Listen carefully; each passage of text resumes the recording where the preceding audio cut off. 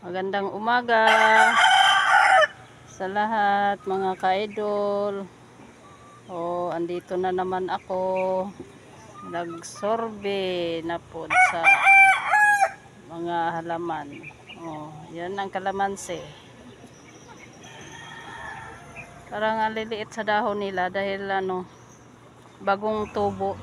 Nagtubo ang mga dahon nila dahil lagi na sila naulan-ulanan.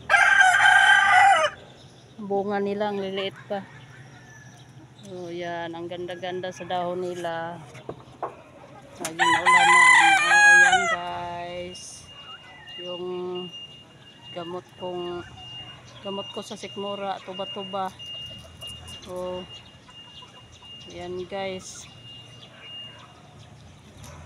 Ang ganda sa dahon nila. Hindi na sila nagdidilaw. Salamat sa Panginoon. Laging giulan-ulan. Yung oregano ko kung sa Bisaya kalabo. Taba na nila kasi yung pumayat sila yung sobrang sikip nila, ang dami na nila kasi kaya pinutol. Bagong tubo na naman din yan. Kasi nagulan-ulan, pinutulan. Bagong tubo na naman din yan, diba?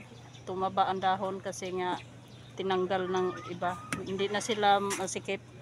Luwag na sila. Buhilo na ang tubo nila. Ayan lang guys.